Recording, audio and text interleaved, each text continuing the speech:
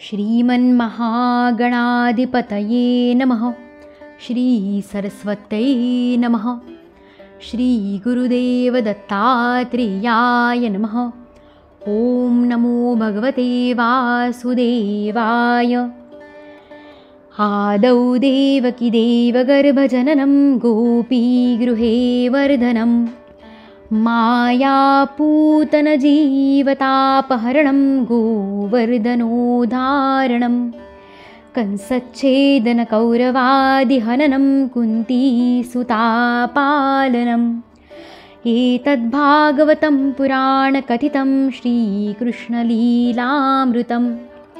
श्री श्री सद्गुरवे नमः।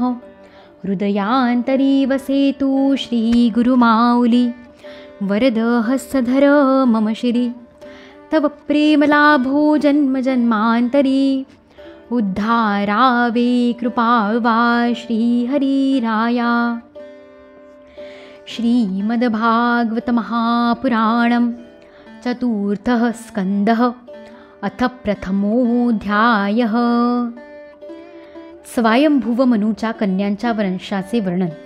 मैत्रेय म्हणतात, विदुरा, स्वयंभुव मनूला महाराणी शतरूपेपासून प्रियव्रत आणि उत्तानपाद या 2 पुत्रांखेरीज 3 कन्यासुद्धा झाल्या. त्या आकुती, देवहूती आणि प्रसूती नावांनी विख्यात होत्या. आकुतीला जरी भाऊ होते तरी शतरूपेच्या अनुमतीने राजाने आकुतीचा विवाह पुत्रिका धर्मानुसार रुची प्रजापतींबरोबर लावून दिला.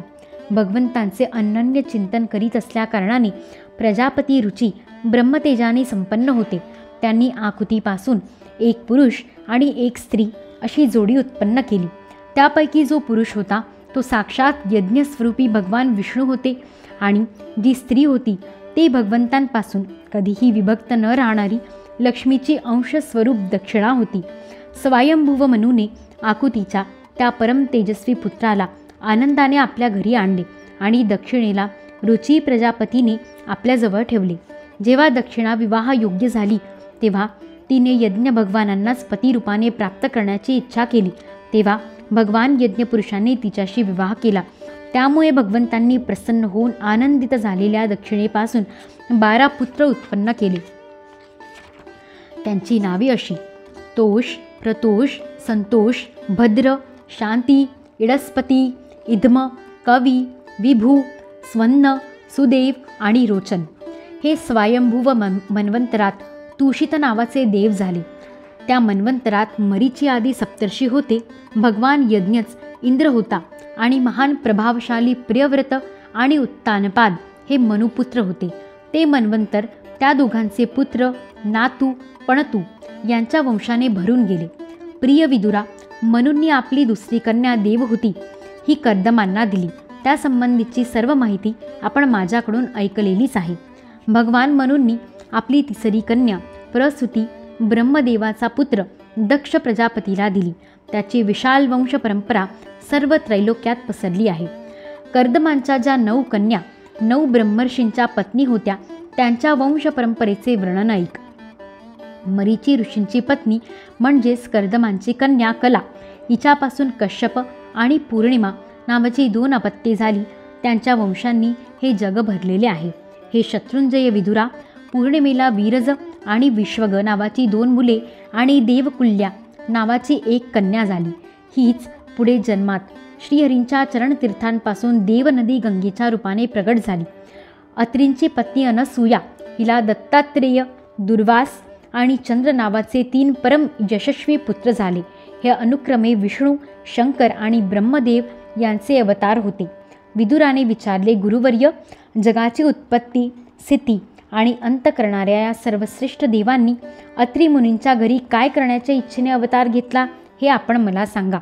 मैत्रेय म्हणाले, जेव्हा ब्रह्मदेवांनी ब्रह्मज्ञानांमध्ये श्रेष्ठ असणाऱ्या अत्रींना संतती उत्पन्न करण्याची आज्ञा दिली तेव्हा त्या आपल्या पत्नीसह तप करण्यासाठी वृक्ष नावाच्या कुलपर्वतावर गेले.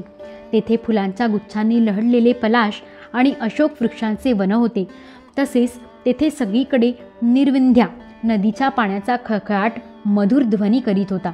त्या वनात ते मुनी प्राणायामाने चित्ताला वश करून 100 वर्षेंपर्यंत केवळ वायुभक्षण करून थंडी, उष्णता इत्यादी द्वंद्वांची पर्वा न करता एका पायावर उभे होते.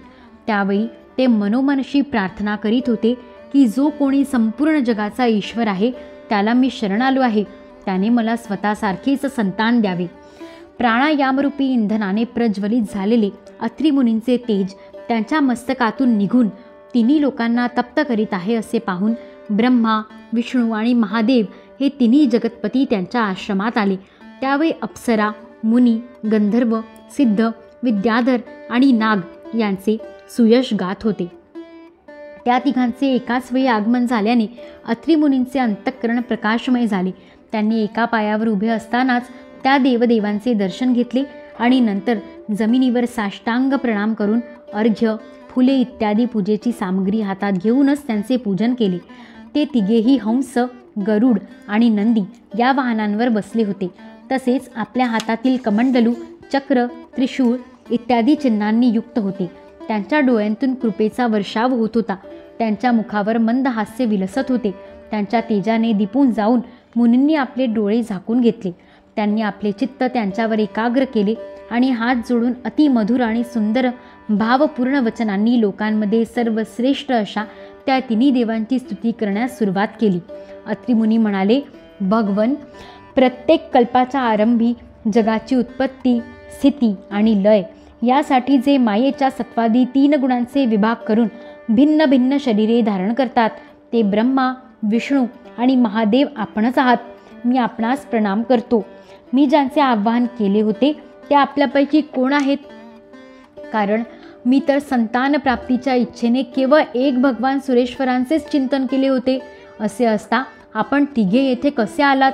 आपल्यापर्यंत तर देहधारी लोकांच्या मनाची गतीही असत नाही, म्हणून मला याविषयी मोठेच आश्चर्य वाटते आहे. आपण कृपा करून मला याचे रहस्य सांगावे.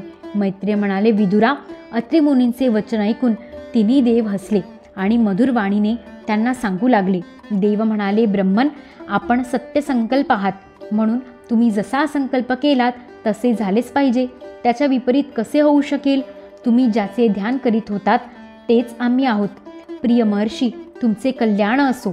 तुम्हाला आमचेच अंशस्वरूप 3 जगद्विख्यात पुत्र उत्पन्न होतील आणि तुमचा उत्तम यशाचा ते विस्तार करतील.